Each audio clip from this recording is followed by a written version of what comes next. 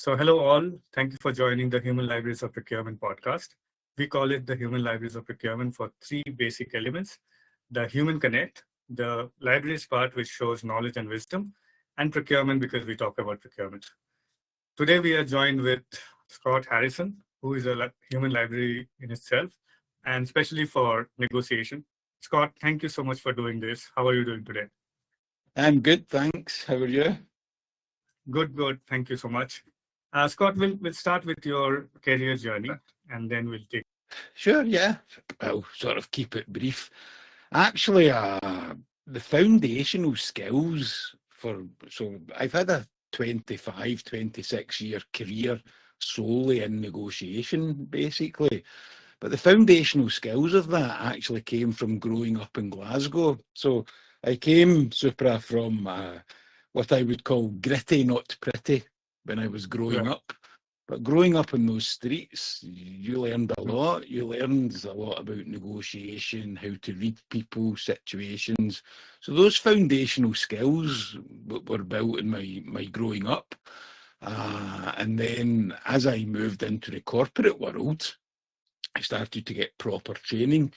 My first ever job was actually in British Gas, which is like one of the UK's largest. And I worked in block acquisitions, so it was offshore drilling, and you would have to do the block acquisitions. So it was all negotiating for the prices with the operators and the governments, etc. Through my jobs, through my careers, one of the things that I would probably say, if I was to think is maybe unique about myself, a lot of people will they'll do maybe procurement negotiation, maybe very legal-based negotiation, but I worked in contracts negotiation, mergers and acquisitions, pricing, sales, change management, leadership, procurement. So I worked across all levels of negotiation simply because of the jobs that I was in.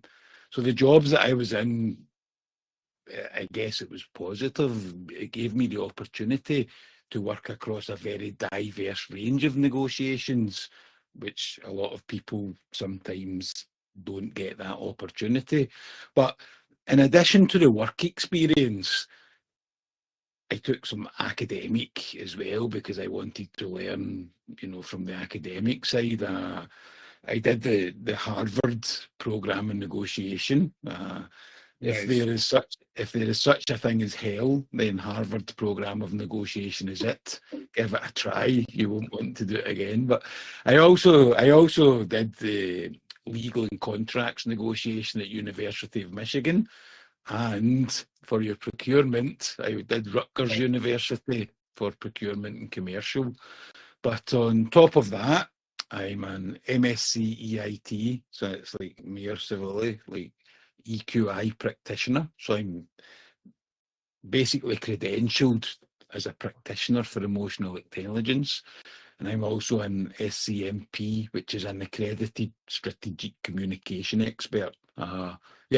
So not that I like talking about myself too much, but I did a lot of the academia after I'd got the experience because I wanted to prove to myself that I could do that side of it. So basically, I'm fully trained in negotiation, emotional intelligence, and communication. Yeah. Right. So yeah, lots of good experience. Thank you for that. Well done. I think we'll get to negotiation, emotional intelligence again, one good topic to cover. Yeah. And the universities that you talked about, Harvard, Michigan, talk about as well. Before we get into those topics, I have two disclaimers to say. One is that we are not representing any company, although relevant for your case, but just saying. And the other one is that if anyone has any question, we have a live audience here. If anyone has any question, please put them on the chat. I would be very happy to read it out, and then Scott can answer them accordingly. So those were the 2 heavy minutes from my side, and I had to say those 2 things. Now moving on, we'll start with that aspect. Where all do you train? And you are associated with LinkedIn training and all that. I know a little bit, but tell us where all do you train? Yeah, yeah, correct. So I train the LinkedIn team, which is Right.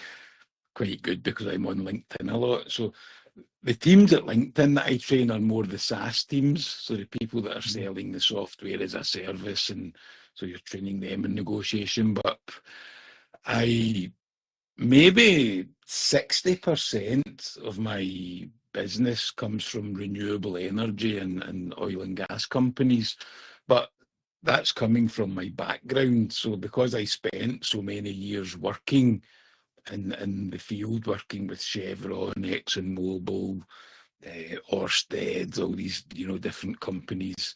So I work a lot training Mhm. procurement and legal teams there. But I also work with a lot of banks. So I do Deutsche Bank, Right. Standard Chartered Bank, and also work with train startups as well, because you get a lot of startup companies. I give you a great example, Supra.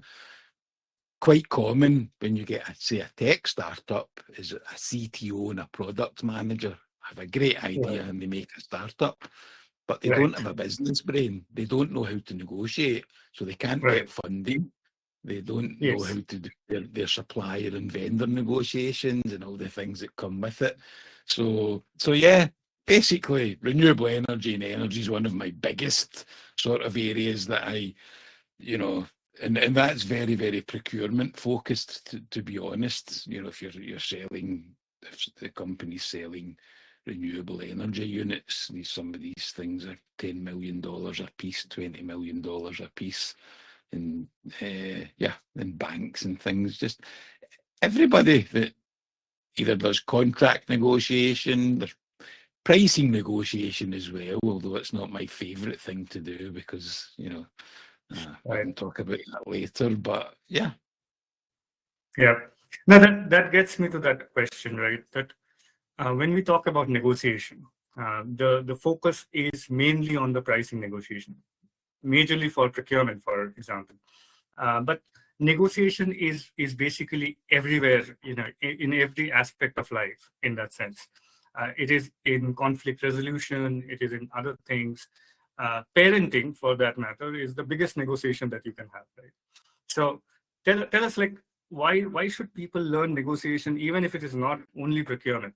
It is not only about price, right? What do you think about that? it's a good question, and I'm glad you said it because everyone instinctively thinks when they hear negotiation has got this bad name attached to it. It's Right. like negotiation, it's a dirty word. But quite often, negotiation is not price related as much as it is. But if you look at negotiation from any point of view, it's all about understanding the other person, Right. understanding their interests, understanding their drivers, what's motivating them, understanding what they want, what they need, understanding how you can get what you want and you need, how to make concessions and trade-offs. So if you think of whether it be life, whether it be work, negotiation's the same thing. It's about being able to make sure two parties get what they want and basically Right. get an agreement and an outcome. And that all boils down to then using skills of questioning, communication, emotional intelligence. And one of the big things that I always say is like literally understanding the interests. So if you just do a pricing negotiation, it's price, 10 Right. grand Supra. Oh no, I can only pay 9.5. We're just bartering, we're just haggling. But if Right. you Yes. if you ask me questions to understand what my true interests are and why this is important to me and what sort of, and we go along that line, all of a sudden the negotiation changes. We're not negotiating on price anymore. We're Right. negotiating on true interests. I feel seen. I feel heard. I feel valued. And that's the exact same thing in life. It can be with your daughter. Just Right. like she asks to go out to some friend's party and wants to come home at midnight, and you want her Right. to come home at 10. Right. It's the same things that you would do. You would understand her interest. You would ask the questions. You would try to get her to see things from your side as well. Without being autocratic, without being dictative. Just the same way if we were negotiating in business, if I start to be dominant or aggressive towards you, you're just going to throw up the barriers and reciprocate that same sort of tone back to me, if that makes sense. So in any negotiation, whether it be life, whether it be work, the same rules apply. Right. And I think the best point that you said is the point of being heard or the point of being seen, right? Yeah. We as humans, we have this quality that we want to be seen, we want to be heard, and that's the best kind of respect that one can give to other, right? So, so I think that is very important. A lot of negotiations don't work out because the other persons are not talking, or Yeah. they don't give the respect. If you or me or anyone on this call, if you feel seen, feel heard, feel respected, feel valued, it completely changes your mindset and it changes the way in which you reciprocate. But something you mentioned before, it's just to quickly touch on because it ties in, because you briefly mentioned sort of like conflict resolution, if I remember correctly. Yes, yes. This is also the perfect example, Supra. Imagine when you have conflict, so whether that be in a team setting, because remember, negotiation is also your team. If you're making a change in the business, and you need your team to accept and change the way they're doing things, you need to negotiate with them. Or you might have someone who disagrees with their performance review. All of a sudden you have conflict. Right? Or that could be, it could be a contract where I've changed the terms and you're not happy, but all the same thing. But it all boils back again to what we're saying. If you listen to the person and you truly try to understand them, they feel seen, they feel heard, but you also then understand your leverage in the situation as well. You understand what you've got available to you, because you know that way, Supra. And I'm trying to think of how to articulate this best, because so everybody talks about win-win negotiation, but in real life, that's not always the way it goes. You might go in with that mindset because you want to win-win, but you don't know that I'm coming in with that mindset. I might come in with the mindset that I want to win and I want to beat Supra, right? Or I might come in with the mindset to say, like, I'm very unhappy and this is the way my mood is, and my communication's going to come across that way. So the more that we understand what's happening, the more we understand how we can then react to the situation. Because in negotiation, one of the things where I see people fall down a lot, and this is a good skill to learn, it's that ability to pivot on the spot, to change. See, I'm not against AI. I'm not saying don't use AI, but like you hear people saying, yeah, use AI for negotiation. Yeah, okay, great.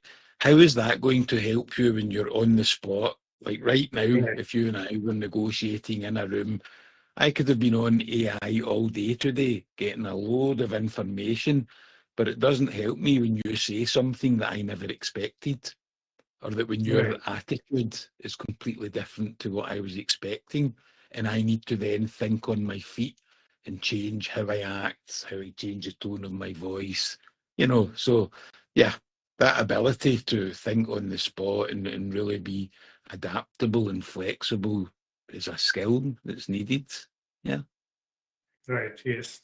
I think that conflict resolution, and if we add it with problem solving, I think those two things, and the points that you said, empathy, and the point of seeing somebody as a person, these are all good points to start with.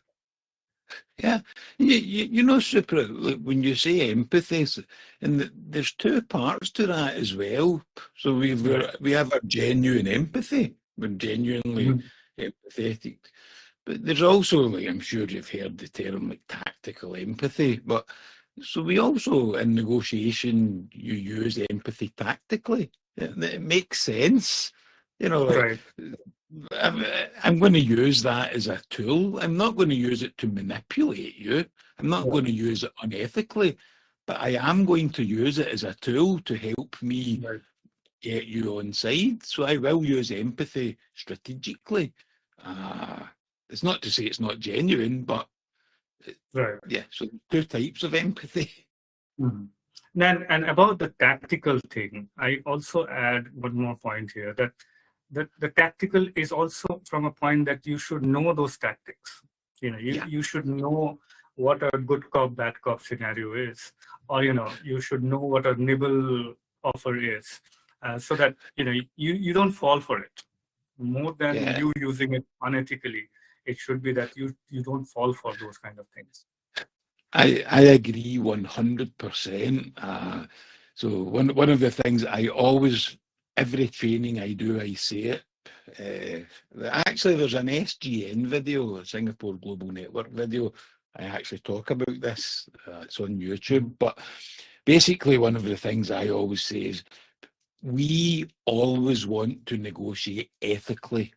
We never Right. want, we want integrity. We want to negotiate ethically. We do not want to use dirty tricks, dirty tactics. But, Right. and it's Yes. exactly like you said, we still need to know what they are, because if we cannot identify them, how do we know they're being used on us? We don't. Right. As much as we don't want to use dirty tricks or tactics, and you said some good ones there, good cop, bad cop, that type of thing which happens. You know the way sometimes where they'll deliberately change the meeting location or time at the last minute, Right. deliberately Yes. to throw you off centre. These are all sort Right. of tactics, and yeah, if you are able to be aware of them and understand them, then you know when they're being used on you. But don't use them yourself, because you want to be an ethical negotiator. No, nobody wants to be a dirty negotiator. Right. Yeah. And if we have to talk about negotiation now, negotiation as a process, how do you train people to target negotiation as a process? What are the stages? How can we do negotiation?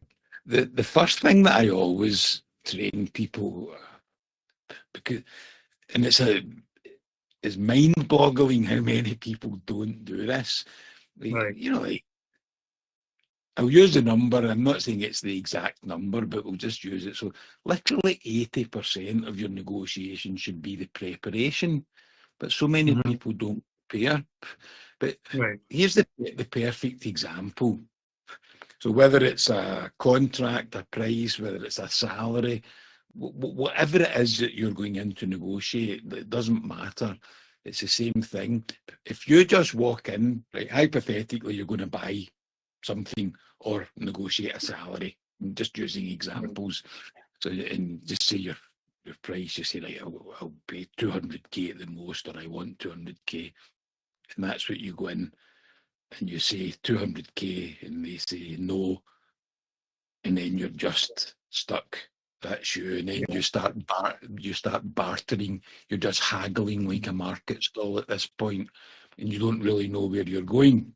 So one of the things that I always teach everybody is the planning is absolutely critical. So when you start, the Mhm. very first thing you want to do is get that number right. What is your most desirable outcome? Your MDO. Right. What is it? So hypothetically, in this situation, just say we're talking 200k. I'm just pulling Yeah. that number out there. So then imagine I tell people draw a line, right, and the MDO, most desirable option. Now go to the back of that line and write LAA, your least acceptable agreement. Now, this is a price that you will accept. You don't want to. It's not what you want, Right. but you will accept it, right? So these two numbers, first of all, are absolutely critical.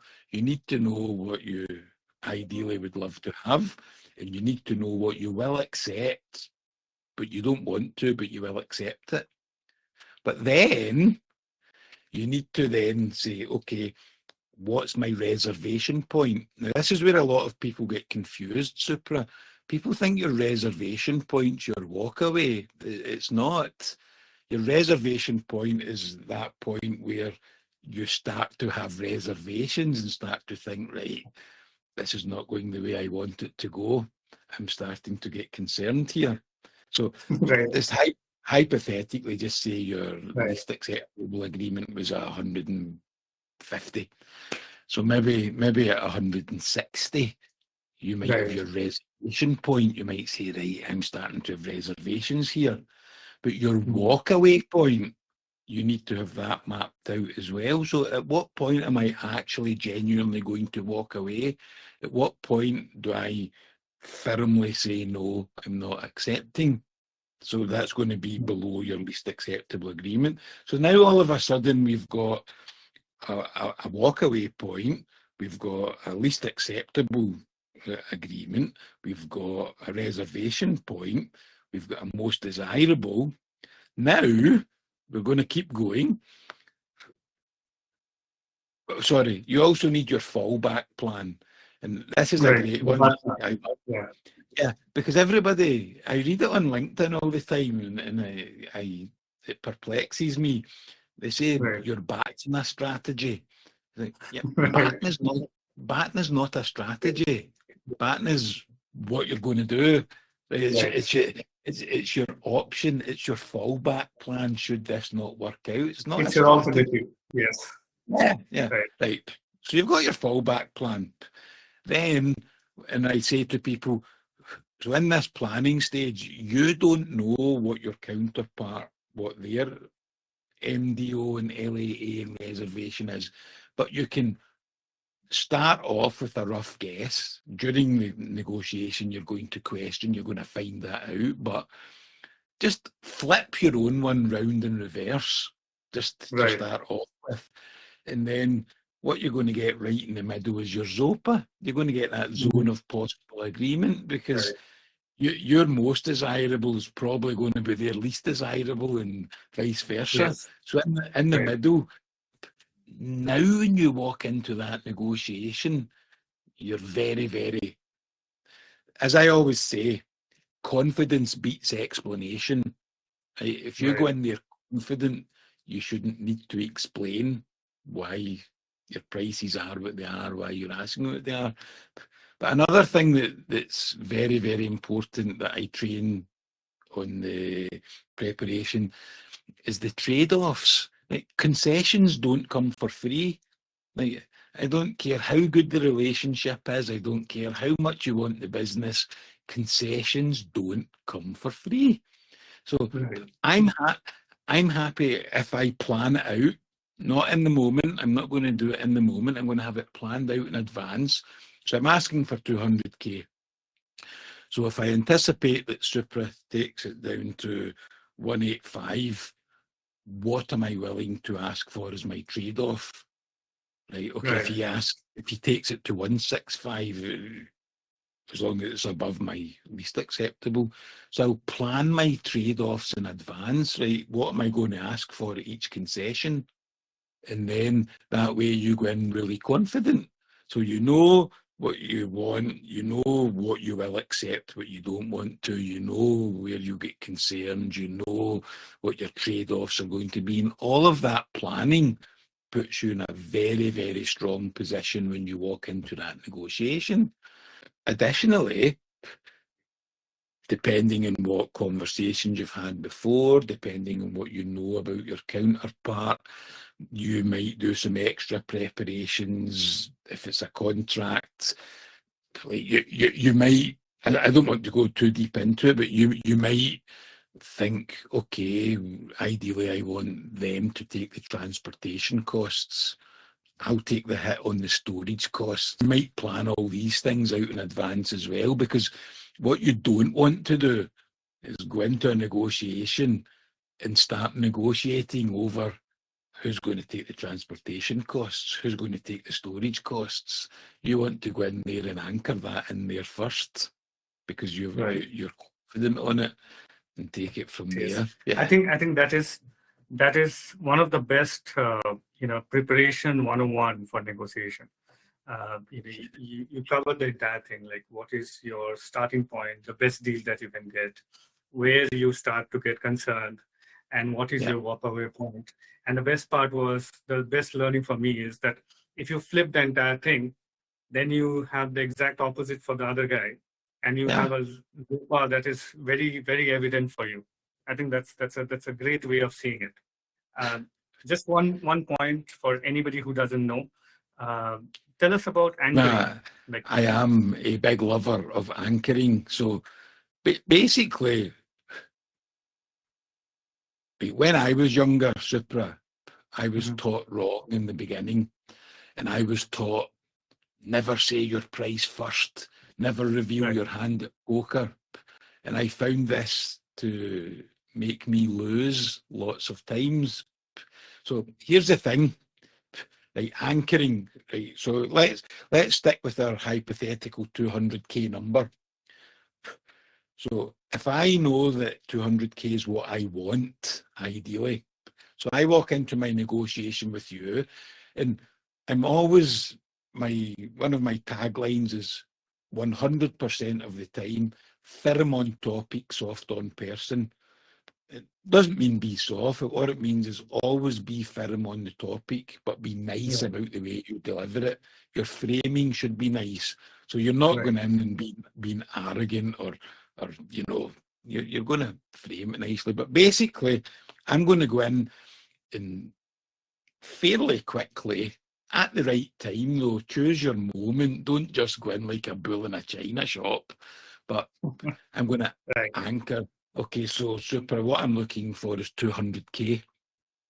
And I'm going to drop that number right in there. Now, what happens, Supra, is, see, for all the people who say, oh, no, don't mention your number first. Well, A, they probably didn't do their preparation, so they can't mention the number.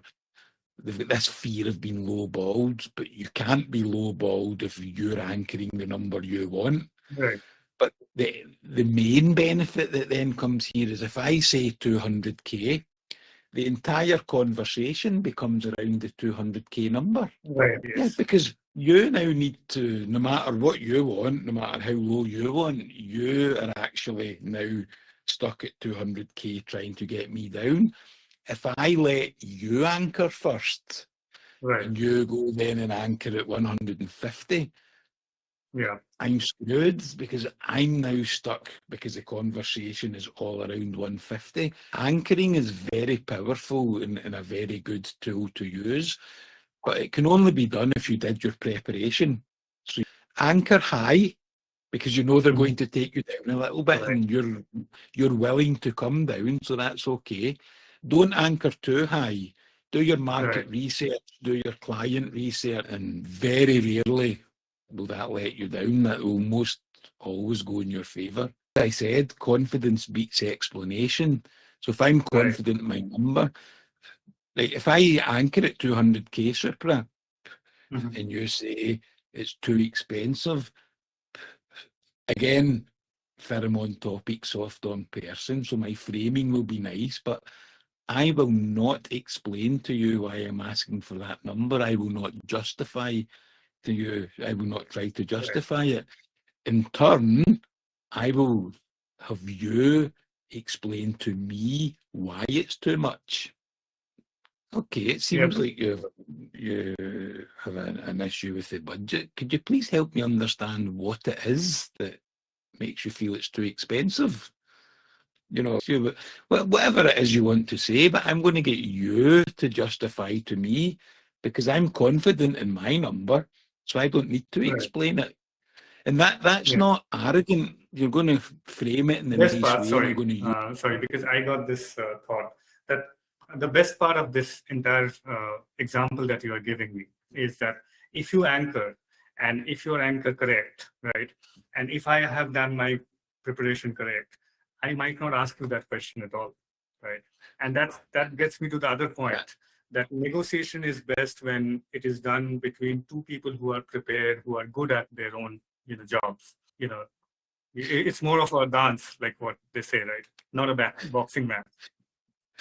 You took the words right out of my mouth, Supra. I was going to say negotiation is a dance. You're dancing with each other, and it's a beautiful thing when it goes well. Right. One thing I would add that may help some people, if you're at that, say you anchor, right, if you're at the point where someone basically said that the price is too high or go against anything, a very good tactic at that point, which can be used with curiosity and with a nice tone, is what I call mislabeling. So, too expensive, definitely can't pay 200. I might use a mislabel deliberately. Now, the reason I mislabel is Right. two things here. Right? What do human beings love? They love to be correct. Human beings also love to correct somebody who is wrong.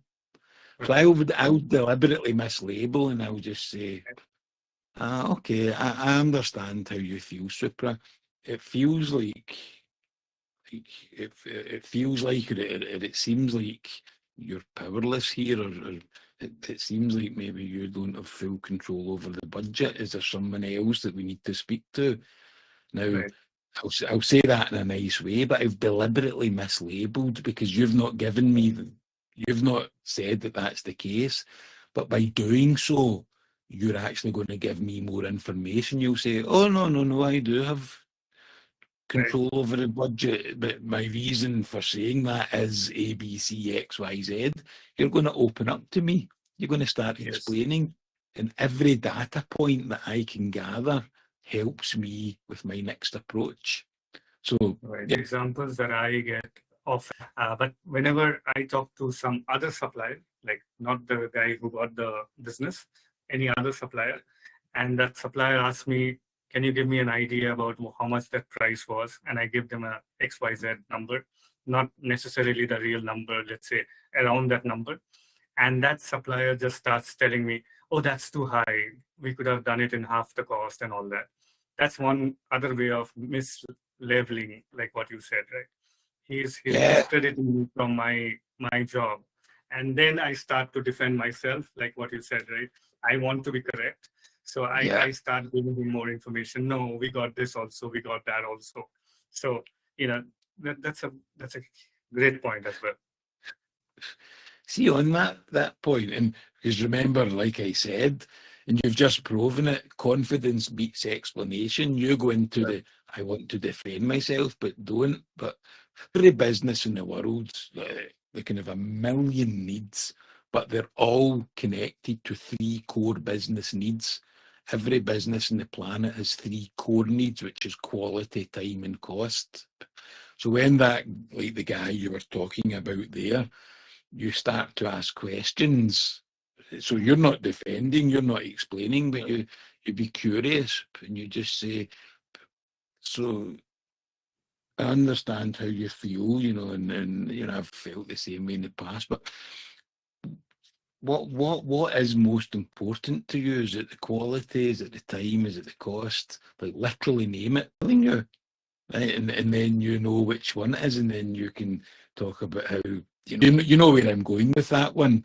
You can always, if you use quality, time, and costs right in there, and just without ever explaining yourself, without ever justifying that quality, time, and cost. The best way to see it is that you can only get two. You can get maximum two out of those three. You can either get a good quality and cheap, or you can get a good quality and fast, or you cannot get all three. Find that serious people prioritize quality over everything else. Well, time can be obviously depending on projects and things, but what I mean is quality is quite often a number one thing. Quality, remember I said it can be a million different things, it just all ties back to them. But if you want that quality, it comes at a price. maybe not the best example to use, but I'll just use an example that's not a contract one. So I do training, as you mentioned, Supra. So every single client or prospect that I speak to, do you know that I never sell them training? So I do training, but I never sell them training. So can you maybe understand what why I sound so crazy here? No. Tell me about it. What are you selling there? And so what I say when I speak to clients, and I'm just shorting this down, I'm not selling you training or coaching. I'm selling you 25 years of experience across 44 countries with some of the world's MNCs, right? I'm selling you, like, and I've got ROI examples. I said, it just happens that experience comes with a 2-day training workshop. So the way I do that is I sell the quality. I'm not selling the thing. I'm selling the experience, which basically is the quality. But you know, Supra, just on that cost side, another very, very good thing to do, and I train everybody this, we anchor. But sometimes you don't get the opportunity to anchor because, or sometimes somebody asks you, so what you're charging, what's the cost? You must have come across that. Yeah. But you know a really, really effective thing to do? This works very well. I've used it even in my just out and out sales days as well. So if Supra says to me, so Scott, what sort of cost are we talking for a 3.5 day, negotiation workshop? They call it, I don't know what you call it. I call it, anybody from the UK will understand this one, the mechanic sucking their teeth. Say, Supra, probably more than you've ever paid for training in your life before. Right? So why do you think, when you asked me the cost, why would I do something which sounds so crazy as to tell you it's more expensive than anything you've ever paid? One way is anchoring. You're setting up the expectation high so that I don't hike it much. Yeah. And then perfect. And then, but what also happens is when I then say my price, anchor my price, which isn't a ridiculously high price, it's market rate, obviously. Because I psychologically set you up, you prepared yourself for this big, massive number, and then it's nowhere near what you thought. You psychologically you think, well, that's great, that's a good deal. And you would be surprised at how many people actually then say yes very quickly because they're actually afraid of losing that deal.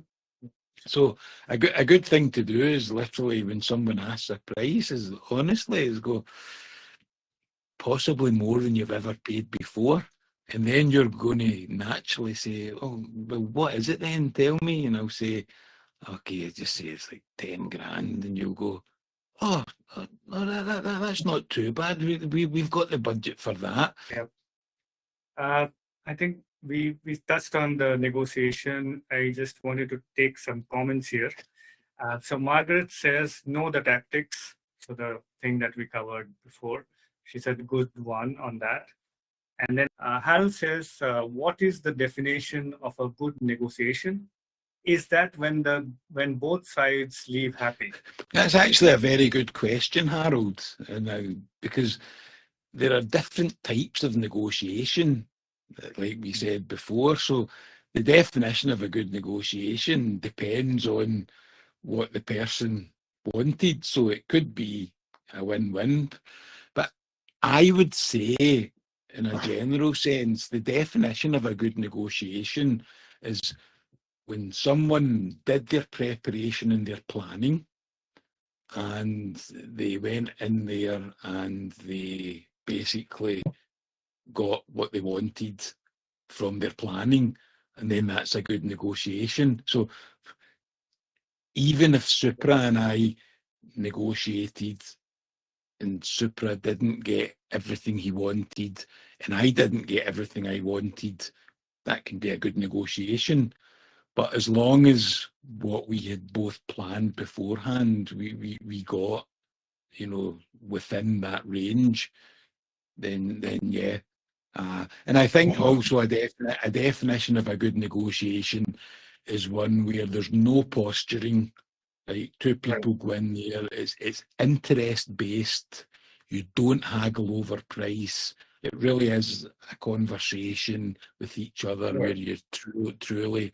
I think, yeah. In fact, I think I would, Harold. In fact, I think I would say that's even better definition of a good negotiation is when two people go in there and truly take an interest in what each other's needs are and try to meet what each other wants and come to that agreement through good conversation, collaboration. I think collaboration's a key word there. If we collaborate. And I would just add one more point here. I think the relationship you carry forward is also a very big way from a good negotiation. Oh yeah, I agree with you 100%, my friend. And I have a comment from Alex also. I'll just read that one and then I'll take the question from Margaret.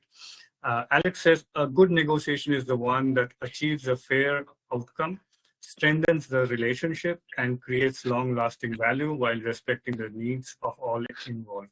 So I think this we covered. And I have a question from Margaret. She says, what is the best negotiation method? Open communication, or is there any other method of negotiation?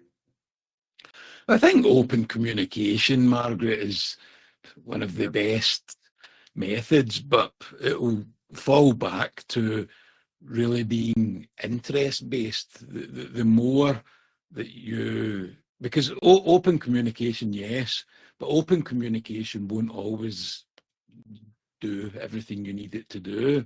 You need to dig, you need to understand the interests, you've got to understand what the other person's drivers are, what their motivators are. Interesting one, because I think Alex put that quite nicely.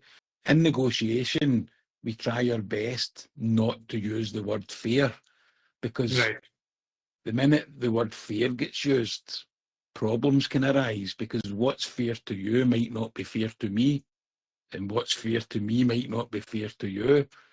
So the definition is correct, and he's 100%, Alex, you're 100% correct. And for all those questions, we could shorten it down even more and say good negotiation is value creation and value claiming. Can I give you a very, very quick example, Supra? It's a real life situation. So I was doing some work for a company, and there was 3 different cities that I had to travel to, and each office was its own cost centre. So the way it worked out was there was a certain price for the flights, but if they worked classic, the pie, right, expanding the pie, if they worked together, they would actually save, right? So if they paid the flights separate, there would be a cost, but if they actually worked together, they would save, I think it was something like $150. It wasn't a great amount, but the point is, that's the value that was created. That's what you're actually negotiating over. Then how do you split that value? So that's when, what's fair? Is it a 50-50 split? Or is it a 70-30 split? So I think good negotiation is when you create value and when you claim the correct value as well. But everything that's been said is correct. There's no one single definition on it. But do always bear in mind, negotiation is about creating extra value that didn't exist, and also about being able to claim your own value. So lots of people are good at creating value, but they're not good at claiming value. Basically, 2 friends are hungry and there's an orange. And we say, well, what's the best thing to do? We half the orange down the middle. That's the best thing. But if we go back to our interest-based negotiation, I say, Right. Supra, what is it you want the orange for? Right. Oh, I want to use the rind for baking. Right. And I say, I don't want the rind, I want to use the fruit for juice. So what used to be 50-50 now is 100-100. You get Right. 100% of the rind, I get 100% of the fruit. We've just Yeah. created value, and then we split that value. And it's a good analogy to use the orange or the pizza. I want the crust, I Right. want the filling. But you Yeah. went from 50-50 to 100-100. Yeah. Those Right. are, Yeah, the outcomes matter more. exactly. That's what it's all about. Yeah. On with negotiation further. I wanted to touch on this EQI practitioner. You are an Okay. emotional intelligence practitioner. Tell us about this EQI. Most people mistakenly think that EQ is emotional intelligence, and it's not, Sorry. Okay. right?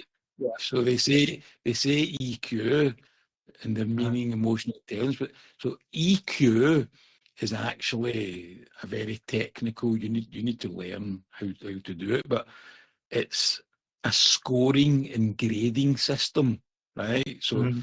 actually comes with a 50-page report, and it covers Right. the 30. There's 32 subscales of emotional intelligence, which include Wow. problem solving, decision making. Like lots of things that you may think are hard skills, but they're actually. So EQ is when you do the scoring. So I would get you, Supra, and I would do a session with you with a report where we actually score your EQ levels, all the subscales, and then we can see all of the imbalances, because if there's 32 subscales and they're all in a wheel, Right. because they're never ending, right? They don't start and they don't stop. So they can, like, for instance, imagine, I'll use a very easy example. Imagine your empathy level is high, right? Right. And your decision making level is lower. There's an Right. imbalance there. Something's not right. So that needs to be worked on. So Mhm. then, after you do all of that EQ, that's when you start going into the emotional intelligence, and then you start working on the emotional intelligence. And emotional intelligence is so important. It's one of the most important things in every aspect of life, Right. and especially for negotiation, because one, you want to learn and be able to not be impulsive and reactive, because that's emotional intelligence. If you say something and I take it personally, I get impulsive or I get angry, or and that's not what you want to do. Or you like that, or again, you want to be empathetic. Genuinely, you want to actively listen to someone, hear what they're actually saying, and then have genuine understanding of how they're feeling, so that you can come back. So the emotional intelligence, EQI, practitioning is all about being able to help people improve their emotional intelligence so that it works for them in business, in life, in conflict. There's definitely negotiation. If your emotional intelligence levels are low, very, very difficult to negotiate effectively. Yeah. Because I'll just take two comments here. One is from Alex. He says, many of my negotiations have not ended like that, with one side leaving empty. So that's a good thing. Nobody should leave empty on a negotiation table. That's what I think. And Margaret says, thanks. And Richard says, I would say negotiation is a bridge between what you want and what the others will agree to. So it's a connect for sure. This question for sure. You have been in many countries and you have negotiated like 44 countries, and different regions, different countries, different cultures. how is negotiation different for different regions, if not particularly for countries? Let's say, how is negotiation different for different regions? Obviously, it And comes down to culture. So yeah, it's cultural. So on one hand, so like negotiation as a practice, the planning, the tactics, the strategy, that's pretty much the same worldwide. So on one hand, there's one good thing that negotiation, the actual process of it, the actual tactical side of it, doesn't change no matter what country you go to. But what does change is when you're in there executing and delivering. Right? So right, the planning can be the same. So some of the most common examples are like, so I'm from the UK, as you can, Scotland, as you can tell. We're very direct, sort of, I think the same if you go to the Netherlands or Germany, they're even more direct. I right, think, with no disrespect, if tact, they don't even have tact. yeah, They're just like bluntly. Like, right, so if you then go to Asia mm, and you go to some, like, so Singapore, good example. Singapore right, they don't like confrontation. They don't like you to say it outright. They actually want you to say it in a roundabout way, right? right, And this Japan, if you go to Japan, you need to have maybe 3 meetings before you're even allowed to talk business. right, yes, Um, yeah, super. Tell you, just to paint that picture for people, I'll give you a very, very quick story. I just arrived in Asia. We're talking 16 years ago. I had a business trip out to Tokyo, and I was just me, and I've got my pad and my pen, and I'm sort of rushing around. And so I get into the office, and hey, I'm Scott, and I'm holding my pad like this, and I sort of shake his hand, and I go like that, and I give him my business card. Back in the days when we still had paper business cards, right, and yes, he looked at me as if I had completely insulted him, and he threw my business card wow, onto the desk. It's a true story.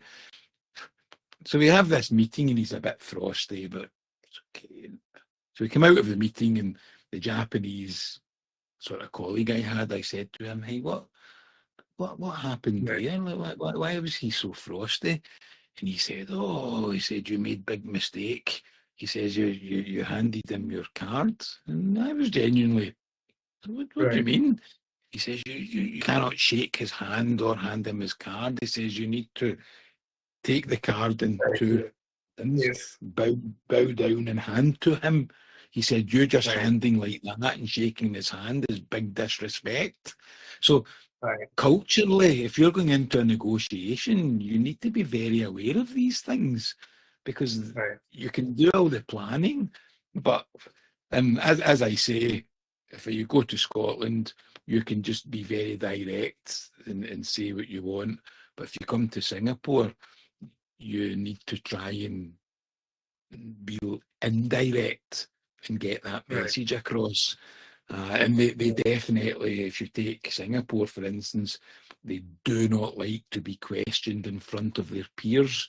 So whereas I right, might just say to you, imagine we're in a negotiation, imagine it's Alex, you and me, right? And you're saying something and I just say, well, I'm not sure that's I'm not sure that's quite correct. Supra, what do you think, Alex? Right? So to me, that would be quite normal. I wouldn't think. But yeah, culturally, you need to be very culturally aware with who you're actually dealing with, and it's not right, organisational culture, because so you, Supra, if you come to Singapore and you're working in a British company with a British organisational culture, you still have your Indian culture. You still have the way that you were brought up and your right, values. And if I go against them, right, you know, right. like I was just saying, I I can give think, you example of India.